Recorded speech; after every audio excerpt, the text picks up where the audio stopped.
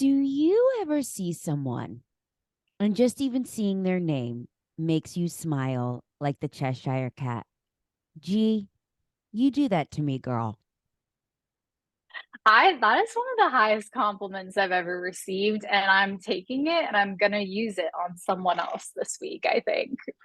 Pass it forward. Pass it forward. I like to call them the little glimmers. Like, I feel as if in our busy days where we are head down in the screen, checklist, screen to screen, hustling to take the next thing, jam more in our days. We miss these beautiful little glimmers, right? Like yesterday, gee, I woke up and a girlfriend sent me a message and she was like, Meg, it just made me think of you. I woke up and I looked outside the window instead of automatically grabbing my phone and I saw the sun shining on the water and it made me happy. I'm like, that's a glimmer. Do you do anything intentionally to maybe add some glimmers into your day, G? Oh my gosh, I am glimmers over everything else, Meg. And I feel like I this is why we get along, right? Like Mm-hmm. I think when I transitioned out of like the corporate world and was freelancing and then running my business, I started to realize that my day could literally be whatever I wanted it to be because there really was no one else telling me when to get on a phone call or do XYZ. And once you learn to kind of play the like mind game of drawing boundaries and being more efficient and figuring out what works for your mind, I feel like that you can then have more glimmers because you can hone in on what works for your spirit, I'll say, or your soul, the things that light you up a bit. I love how you talked about the mind. Like, I think that is the thing that we never give enough street cred to, or we never focus enough on. Like, we're so in our world, we're so quick to focus on our body and the pant size and what you look like in the bathing suit. But we never give enough street cred to working on your biggest asset, which is your mind. Gee, do you have any habits or any tricks or anything that you do to help with that self-talk or help put you in a great mindset I to mean, enter this the is day? a huge one, and I think that it's directly aligned with what you practice as well, which is I try to start my day the best way I can possibly start it. And that might mean different things, different weeks. But just recently, I was going through time that was super busy, really front loaded with work. And I'm looking at Colby, my partner who I live with, at the end of a week. And I was like, oh my gosh, I don't really feel my best. I feel like my self talk isn't great. Mhm. And he was like, well, you have been on your phone every morning, like within moments of waking up.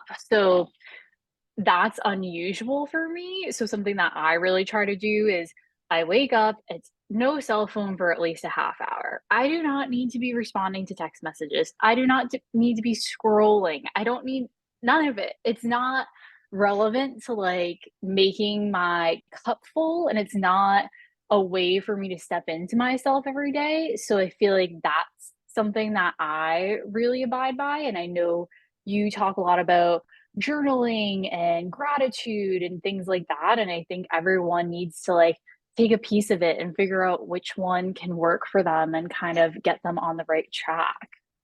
I just had like this aha moment as you're talking about you not getting on your phone right away in the morning. So, one of the things that I have inadvertently slipped on, and I did not even realize it, G, I feel like I've been a little off my practice and robotic and snappy. Like, man, do I get like Darth Vader like that and snappy and bitchy? And the little things annoy me. I feel like everyone's been annoying me lately. And what I realized, G, is I did just this simple thing and I didn't even realize the detriment of it. On Pinterest, I did a vision board and I Okay. typically like to print things out. And so I've been keeping the phone by me in the morning. And girl, I've been going every which way, but what I should, just having the distraction there. Like just the other morning, I was shopping on Zara at 5:30 in the morning. Don't need that, Meg. Maybe you need to keep the phone in the bedroom and just a little analog. I think, and as you said that, you just made me flash to these little things that make such a huge difference in how we show up. And so Yeah. for the person who is struggling to put the phone down, who feels like they constantly have it in hand, who feels like it is running their life, do you have any tips or tricks or one micro step that they could take to create that air quote boundary and have a moment of silence? Oh my gosh, I can't even take credit for this because I was listening to another podcast this morning with Eckhart Tolle, who's a spiritual practitioner. And I'm like, am I even saying his name right? But I believe that's Yeah, how it you sounds say it. good. Sounds good. Yeah, Oprah has a podcast with him on, Spotify, iTunes, etc. And he was speaking at a conference, and he was saying, like, okay, you're at my conference. How about when you sit down to, let's just say, order dinner? You don't look at your phone because why do you need to? Because everyone else is. And that really resonated with me. Like, I should really only be looking at my phone when I have a purpose. So Mm, I need to make a call. I need to respond to Meg's text message about confirming the podcast. Like, we don't need to look at the screen for anything else, right? It's a tool that we're supposed to like utilize to communicate and get things done, etc. But why would I pick it up when I don't need it? It's just because we don't really want to be alone with ourselves sometimes. No?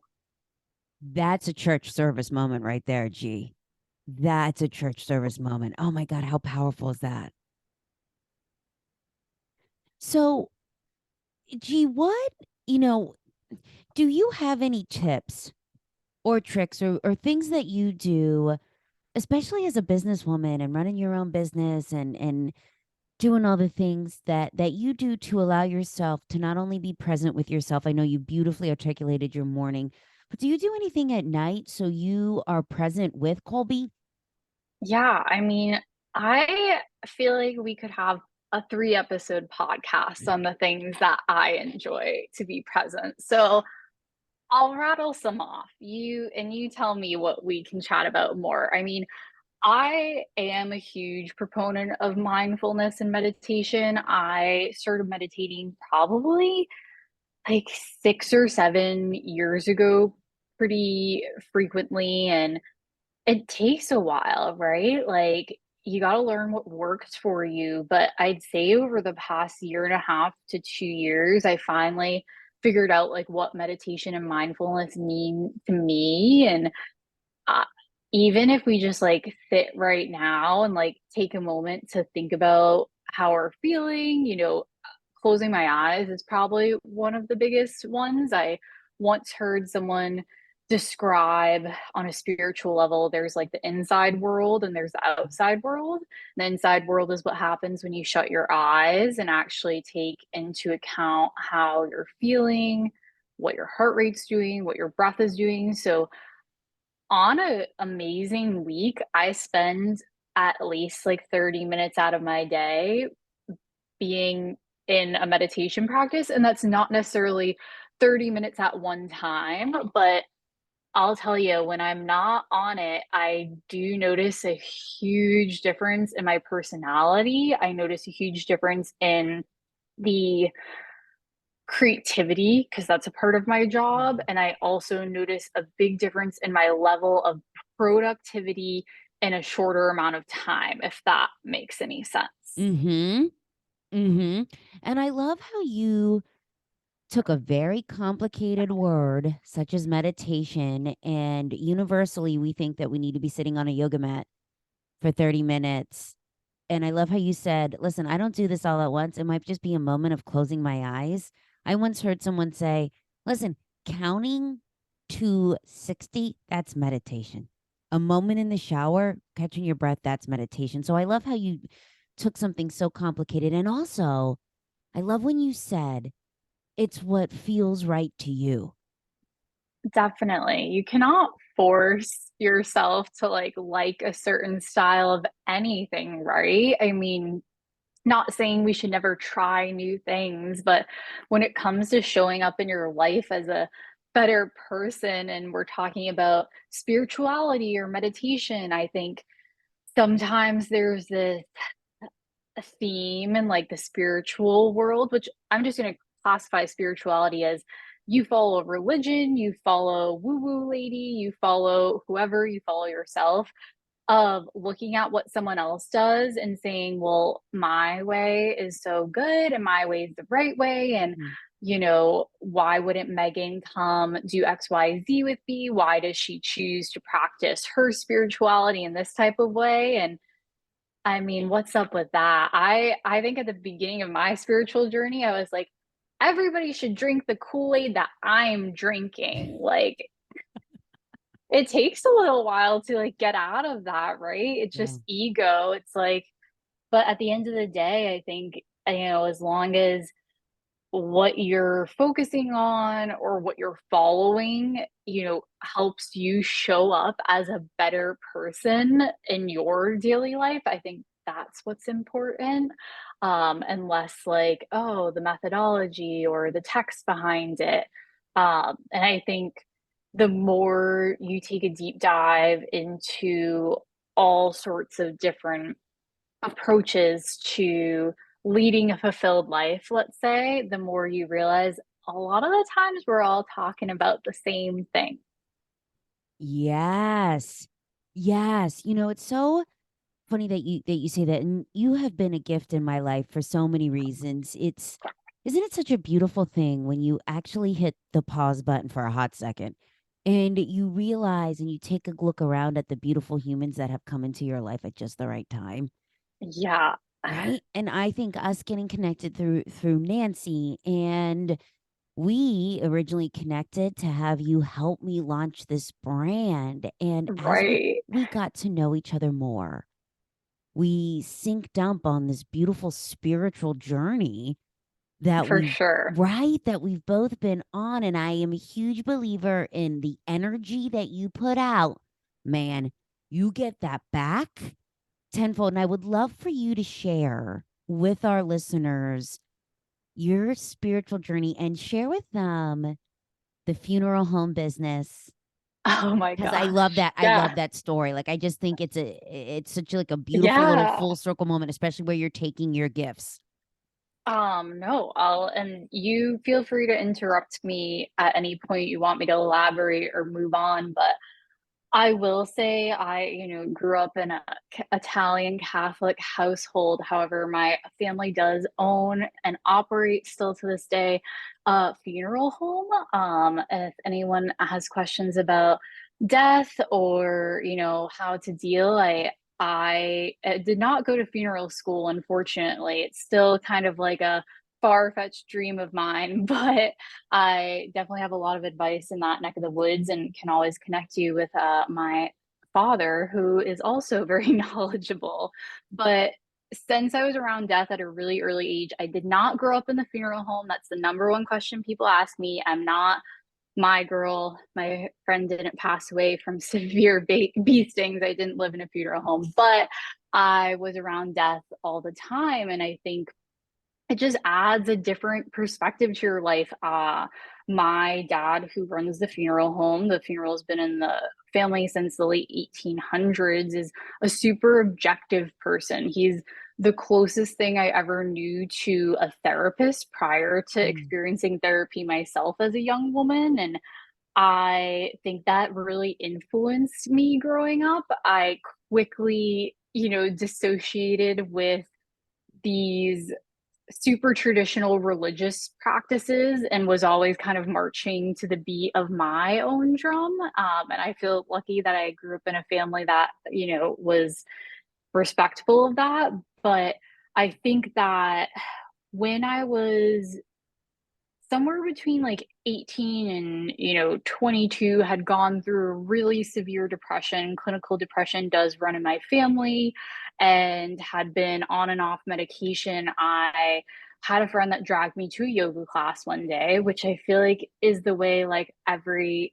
spiritual journey starts. It's like, oh, my friend took me to yoga, and I found that sense of like calm and Mm. self from just having to be uncomfortable, right? In a yoga class, I think that's one of the biggest lessons I personally take away is, yeah, you don't want to do the pose because it's hard, but finding stillness in a situation where you are, let's say, like a little bit triggered. I'm not saying it should be painful or you should push past your limit, but being put in an uncomfortable position and finding your breath.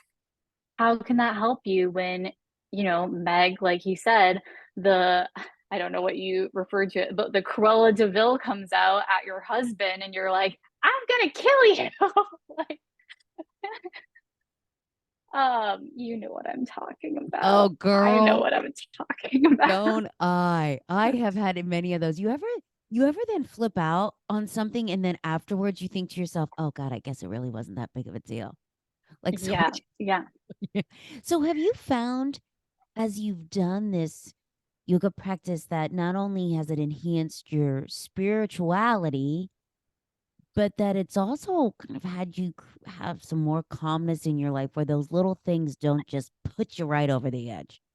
Yeah, and I think this is probably something you want me to share, but after, finding yoga, starting to realize there were just things I could do in my life to take better care of myself, especially when you're in a depression. Like, Mm. and it's not always easy, believe me, but tiny, tiny micro steps, can be very supportive and helpful. And as soon as that journey kind of started for me after college, I became really serious about yoga. I decided to do my teacher training, and it was, you know, very aligning and helpful for me. But I think once I started to move through a lot of energy, a lot of trauma from my childhood, um, a lot of stuff I was carrying around from being a product of 2 divorces, having 3 parents, 1 of me, no siblings, parents that need parenting. I think we all have that. No one's really ready to have kids. I'll say that, I don't know. I started hearing and picking up on things that I couldn't understand, and I refer to that, as mediumship. And I think we can all have different ways of expressing it. But once I realized that I wasn't only able to listen to myself, but get quiet or still enough to pick up on someone else's memory, someone else's energy, that was a really big turning point for my spiritual journey and my journey as like a business owner too. Like once you have that sense of connection, I think it transforms the way you want to show up on the daily. Mm. And for me, I want to show up as my best self as often as I possibly can. It's not always easy, but I try. And I love, G, how you talked about childhood drama because, girl, if you were raised like was raised, we didn't talk about the hard shit. So you ran from it. And I became a runner of any emotions at a young age. And so I wanted to keep things fun and funny. And I became like the funny girl. And I never dealt with all of this shit that was showing up. And I think so many of us, to your point earlier, G, like this running to be busy so we don't have to feel. Oh my gosh. Yeah. And what I got from that beautiful journey that you've been on in your practices is like a moment of stillness and something that feels right to you. So whether that be pen to paper, whether that be therapy, whether that be yoga, whether that be counting to 60 in the shower, something that just feels feels right in a moment of silence. Yeah. And I think that's something, not every podcast or self-help book is going to acknowledge is that if you think about not only how we are as humans in terms of having different senses, like, right? Like my sense of taste might be totally different than yours. My sense of hearing might be stronger. Your sense of feeling might be stronger. Not only can you sort through those inherent senses and say, that might influence the way that I find peace in sitting with myself, but also your learning style, right? So Mm. if you're not an auditory learner, you're not maybe going to take away the most helpful self-help tool for yourself by listening to a podcast, for instance. Or if you're not a visual learner, like watching a YouTube video on an Ashtanga yoga meditation and how to do it isn't the best way for you to even start to develop that skill. So these are the things we didn't learn in school either, right? I mean, And I love that so much because as someone who is a hand raised type A, I feel like I need to give me the tool, give me the toolkit, tell me what to do. Googled all of these decisions, life decisions. Someone tell me. And then if it didn't work for me to think I sucked, I failed, I'm not doing that again. Like there's just something to be said for being curious on what feels right to you. there's also something to be said for what you just touched upon, which is being okay with being bad at something. That's something I didn't learn growing up. I mean, I love my parents to death. I think that couldn't have had a more perfect family with all the flaws that came along with Yeah. it. But literally, I remember playing soccer, and there were a couple of things I didn't like about soccer. One is they wanted me to take my earrings out. And I was a girl that got her ears pierced in, first grade, whatever, and didn't take the piercing tool that they used. I wouldn't take them out. It took me 2 years to change my earrings. So soccer, they didn't like when I taped my ears up. The referees always gave me a hard time. I also didn't like running up and down the field.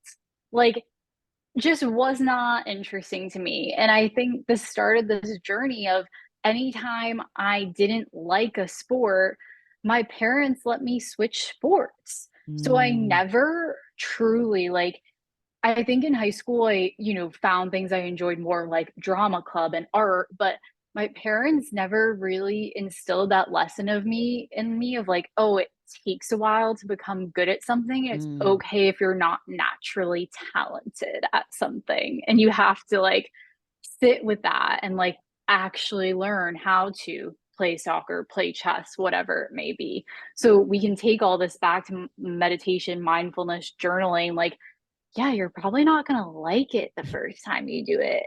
Yeah, no, I don't know, a good if you do, that's awesome, but, like, whenever I pick up my journal after a while, I'm kind of like, this is not fun." And thank you for giving that some airtime because to your point earlier, I don't think that's talked about enough. We talk about these great basic tools that work for us, which is perfect and I love that. But I don't think we shine enough light on the fact that one, you're not going to feel like it, right? Like motivate, you're not going to feel like it. Two, it's not going to feel good all the time. And No. three, listen, you're going to fuck up because you're human. Like I think we need to be perfect and get it done right all the time. Gee, I want to talk to you as we were talking about the funeral home business. You had said about getting in the funeral home business, like in being a director. It was it's a bit of a pipe dream of yours, and it makes me think about the beautiful, multifaceted human that you are. In our world, we believe that we need to be good at this one thing, and then that's who we are. We live in one Yeah. it's one lane, and that is who we are, whether that's your job, whether you're a parent, whether you're a caregiver, whether you're the one that hosts the family events, whatever it is, then that becomes your title. And I have loved that you allow yourself to weave in and out of these lanes of having a business, being a yoga instructor, doing your spiritual work and mediumship. Have you always leaned into those inner gut whispers that told you to try something? That's such a good question, Meg. I think, like, up until, 20, yes, because, like, it's inherent a little bit more, right? I grew up in a really small town, so I think I also had a different experience than a lot of people, but no one was really ever telling me like, "Oh, no, you can't achieve that. You can't do that." Like, I felt very lucky to grow up confident and bubbly and kind of following my heart. but I definitely lost that. Like we lose Mm, it, whatever it is for you. And for me, it's, past traumas, things that happen that either situations I put myself in, things that were out of my control, like, divorce or illness in my family. And I totally, totally lost that. And I think the most interesting thing about it is, although I started my spiritual journey and really did lean into the yoga and start to lean into journaling and then slowly into meditation, like I wouldn't say that I really started taking, like, following my gut mm. as serious until, like, the past 3 to 5 years, maybe.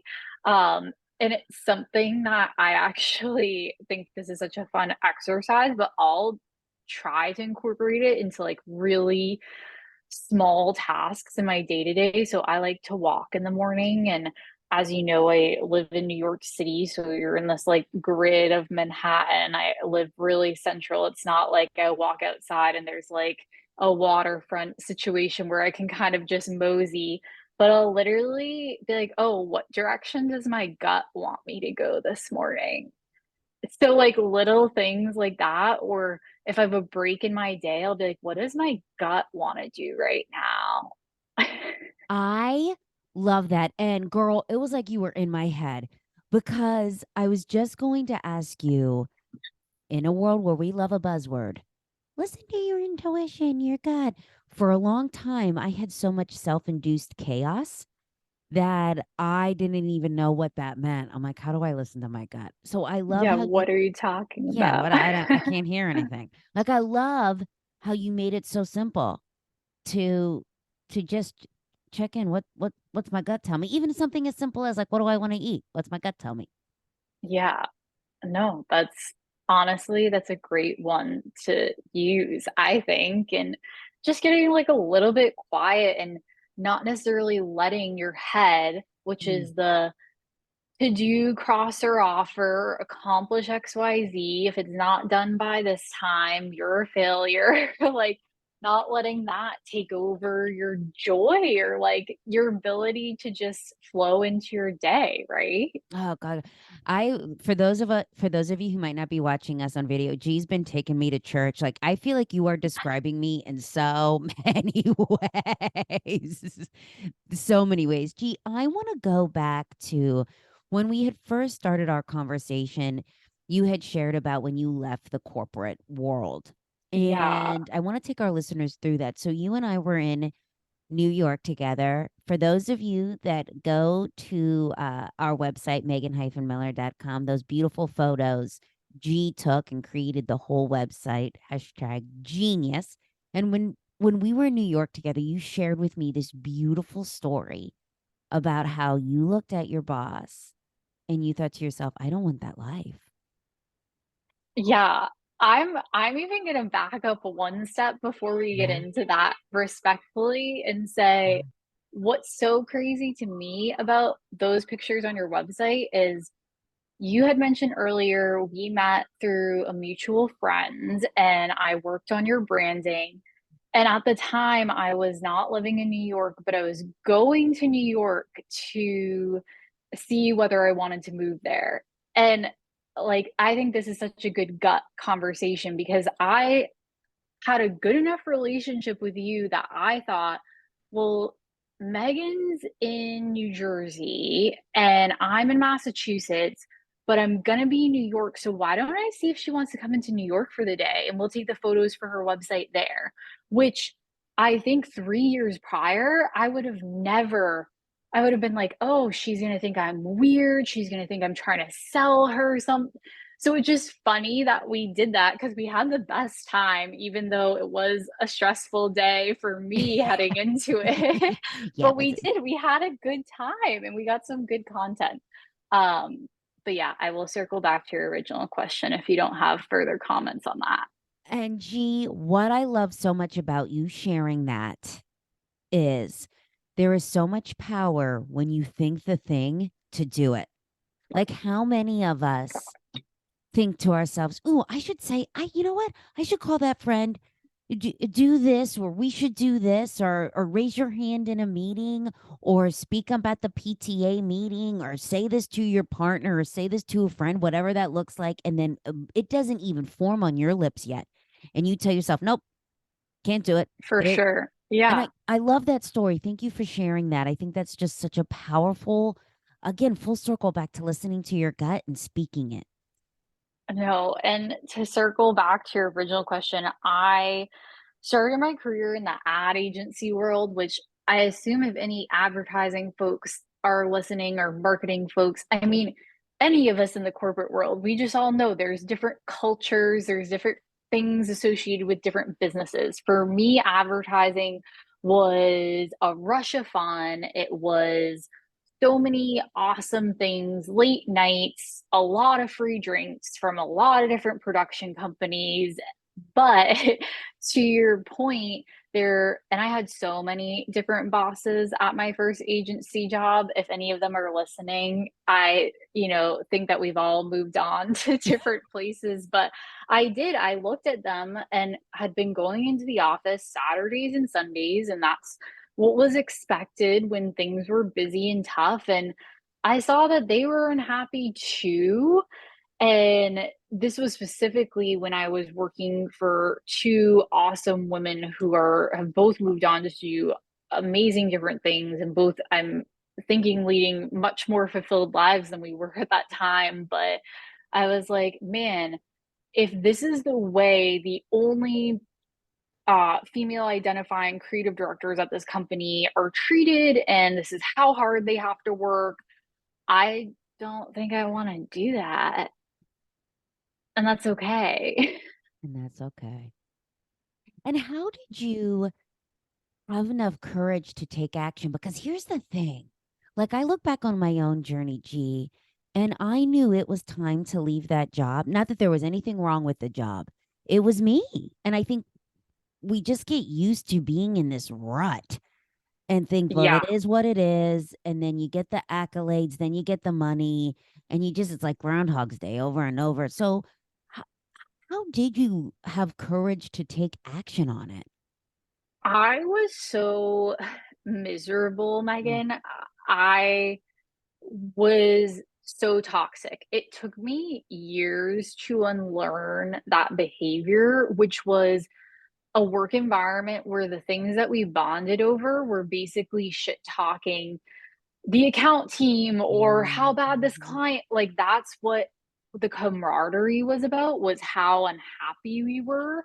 Mhm. I was really lucky that I had a coworker who I really looked up to, who had left the same agency like maybe 9 months prior, and she actually invited me on to work freelance with her. And I remember telling my parents and them being like, "What are you talking about? Like, you need health insurance? Like, what are you gonna do?" And I just did it, and I had a very small safety net, and to this day, I kind of can't believe that it worked out, the way it did. I was still paying loans from college, and I feel really lucky, but yeah, I took a plunge into freelancing, and I won't say the journey was easy, Mhm. but it got me to where I am now. And I think I had a lot of people cheering me on, which is always helpful, right? Oh, yeah, it is. And it's amazing how those people show up when you have enough courage to put out the ask and be vulnerable. Gee, for our listener who is thinking to themselves, I applaud you for having enough courage to do that. I have these inner gut whispers that whether it be the marriage or the weight or the finances or the job, that I know I'm meant for more, but I don't know where to start. What is one thing that they could do today just to begin to listen to themselves and have enough courage to take action? Any guidance?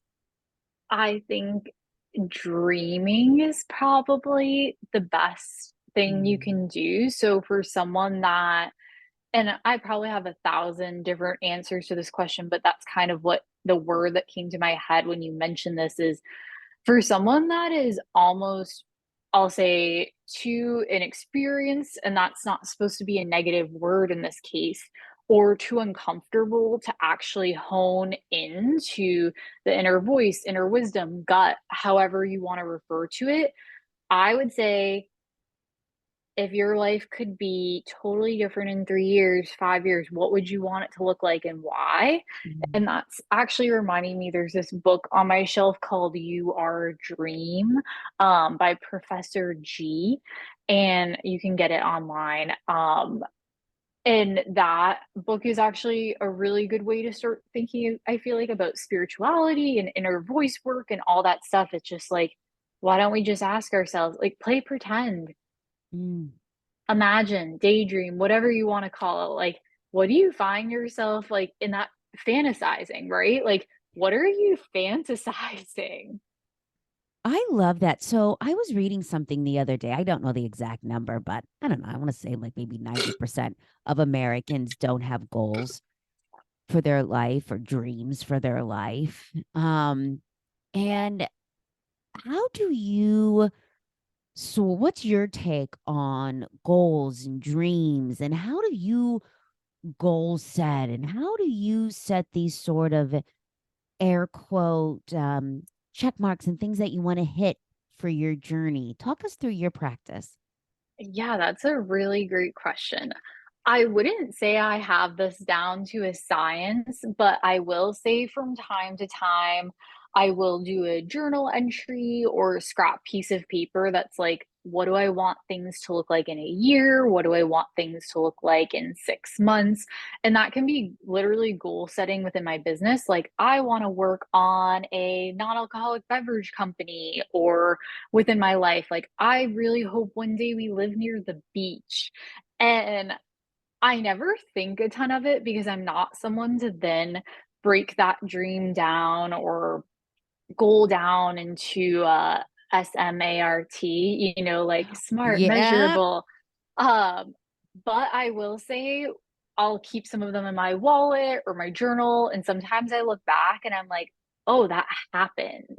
Like, I thought about it and, like, I clearly wanted it bad enough that regardless of the fact that I wasn't looking at a checklist every week, I was taking those small action items, and there's this designer, Olivia Herrick, who says small progress is big progress, and I have it on my to-do list every day, like, even if you put 20 minutes of your time towards something, like, that's nothing to be ashamed of, like, it adds up, compound effect, right? Um, so I think, yeah, just literally writing it down or putting it on a Pinterest board, like you mentioned, things like that. Like, we are sometimes keeping ourselves in our own little prison, and it's Yeah. a matter of kind of flipping the perspective and choosing to realize that you do have the autonomy to change certain things in your life. I will not, use that as a sweeping statement for all circumstances, but there are things that we can take more ownership of and help us kind of find more alignment with. I love how you said about writing it down. 'Cause here's the thing that I realized as someone who was in sales for 15 years, and I don't care what job you're in, but we set these air quote KPIs, these key performance indicators with our jobs, right? Did you get this done? Did you get this done? Did you get this done? But we never really stop and pause and write down our own personal growth or our own wins. And as you were sharing about how you write them down whenever you think of them, and then you look back and think, holy shit, that happened. One of the best gifts for me, like pen to paper, has been therapy for me. And when I look back on with some of those old journal entries and I can go back there in a second, I think to myself, holy shit, girl, like you worked through that. And look what was on the other end. So the power, I say all that to say, as you were talking, it just made me think of just writing down these things you want, or when something feels like a win, and a place that you can reflect back to because you're doing more shit than you ever give yourself credit for. Yeah, I think we all are too, right? Like, sometimes I look back 6 months or a year and I just haven't taken the time to celebrate anything that I've accomplished. And anything could be as simple as I started meditating and I did it 3 times a week, or I said I was going to get outside for more walks. And I like, why don't we celebrate that stuff? Gee, you are taking me to church right now because this just made me flash back to a friend that I had. This was months ago. We were having a conversation and he said, "Yeah, Meg, I'm taking my brother out tonight for dinner. We're celebrating the fact that we finally got our website live." And I thought to myself, "Holy shit. I never once celebrated anything that I've done because I am one of those people that thinks next.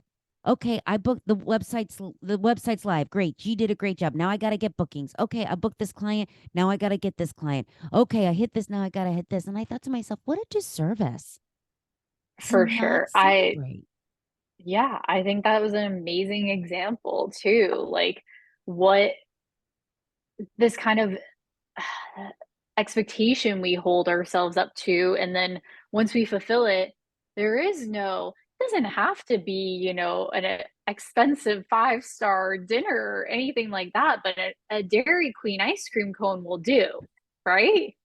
Ooh, I used to Sometimes. love myself a float. What do they call those? The Blizzard? Oh my A God. blizzard, a blizzard. Dairy Queen, if you're listening, we need sponsorship as soon as possible. This is- Send as many Oreo blizzards that you can. I am personally a fan of the cherry dip. I know it's probably 50% wax based, but it is delicious. Hey, you gotta go with what feels right. This brings us full circle back to the glimmers. I remember as a kid, isn't it a gift when you get a little older and you have these like little link moments that it's like, oh my God, I remember this as a kid and I never really appreciated it. As a kid, we used to get so excited to go for ice cream. And my aunt and uncle got one of those sprinter vans. You remember those like big sprinter vans and it had like the TV in it? We thought it was so cool and we'd watch Dolly Parton and go get ice cream and it was like the best thing. Do you have any of those moments where you look back and think, "Oh my God, those little glimmers, like I never appreciated them in the moment." Oh my gosh, all of it, right? Like, I just remember growing up and people, aunts and uncles and great aunts and uncles looking at, oh, you don't know how good you have it. You don't like just when you were gonna play and that was it. Like you just played and it was imagination and it was friendship and it was, I don't know, when you say that about the ice cream, getting ice cream was a huge one for me. It still is. Ice cream is life, honestly, but like, oh my god, I remember just playing in the pool for hour like, summer and the pool growing up, like, that was, like, very special for me because I am a mermaid, and I know your guests can't see my tail right now, but that is Maybe me. I am a mermaid. who loves ice cream? Gee, as we're talking, it just makes me flash too. And we say this all the time. And sometimes I don't think we pause to really let these words resonate. That it's not about the things, it's about the memories. Yeah, experiences over stuff, 110%, I think. Yeah.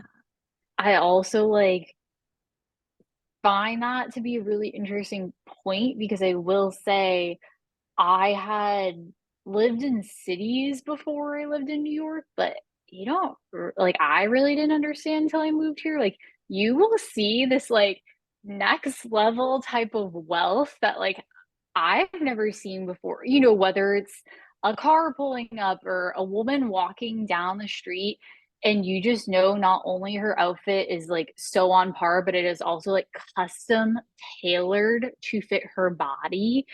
And there was a period living here where my business wasn't doing super well. I think a lot of people can relate to that in the current time. For me, it really hit last fall and winter pretty hard.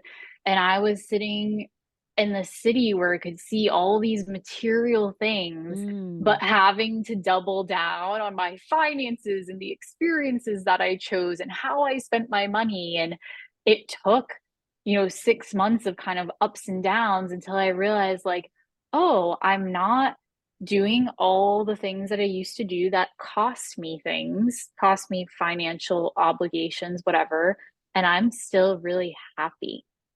Oh, Oh, gee, I love that. I love that. And it just makes me flash too. When I feel uncomfortable and when I don't feel like I have a safe harbor, I will go to the overspending.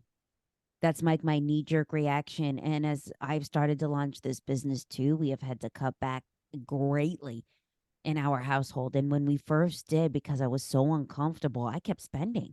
And Michael would be like, "What the fuck are you doing?" And didn't even realize it. But I have quickly realized I don't need the new trendy shirt. I don't need the new trendy handbag. I don't need the thing. Like I'm good. And I think what a gift that is. Yeah, I think also, and I'm someone that I wish I was on social media more because of what I do for work, but I'm really far removed from it because Mm. that is how I can be the most mindful and authentic to myself. But if you can do that and be on social media, holy moly, like congratulations to you. Because if we think about it and we take a step back, even 10 years ago, like believe Instagram existed or Instagram was like on the rise, right? In like 2014. I don't know. And I'm just thinking like in those days we had social media, and we had those awesome blogs and Tumblrs, but we weren't constantly being bombarded with ads and influencers. So now if you fast forward and you think about what your Instagram, TikTok, whatever feed looks like, if you can be mindful and also not feel that pure social pressure to buy, like, oh my gosh, that's incredible. It just made me think, gee, Dove has this amazing campaign out right now. I think it's like called hashtag Save Our Kids. But it's about, we struggle with this, and I'm almost 40. And can you imagine what these young kids struggle with who are already jacked up emotionally because it's hard being a kid and you're not feeling good about yourself. You don't have any steady ground, and then to your point, being bombarded with all of these things. It's I highly recommend checking it out. I think it's called, if you just go to Dove's page, it's on there. But Yeah. it's a very powerful campaign. I think that I know at least myself, being so focused on how it impacts me, to think about, oh my God, the next generation. Yeah. I The world is changing. I mean, I'm like speechless. I like don't know what to say about it. I have an 11-year-old niece and she's incredible. We're really close. We have been since she was born. And I just look at what she's growing up with Yeah. versus what I grew up with. And I just have, I'm like, what advice could I possibly give her? Yeah. I Yeah. don't know. I didn't have an iPad. Hey, she could probably work it better than me. Gee, where can our listeners follow you? Our listeners that are salivating, that want more G, that think, oh, maybe I want a photo shoot with G. Maybe I can brand G. Well, actually, let me backtrack. G, tell us a little bit about In Creative Co., your company. Okay. Yeah. And Creative Co is my brand design agency. I do brand design is my specialty. So visual identity, start to finish. That is logo, that is color palettes, that's typefaces. And we also do accompanying websites depending on the client's needs. I love design. I feel really drawn to visuals. I feel so lucky to have this as like my main job, I guess, in my career. You can find In Creative Co at INCC period or dot design. Yeah, it's not dot com. I know that sometimes is shocking to people. It's dot design. And you can find us on Instagram at In Creative Co. Or just go to Megan's followers, and I'm sure we're on that list. And if Oh, you you want to are. connect with me personally, you can find me on Instagram at GI Velasco, which I'm sure Megan will have spelled out in the show notes. But yeah, I'm always down to connect on design or spirituality. And I'm sure if you're a fan of Megan's, that you're a friend of mine. Oh, yes, G.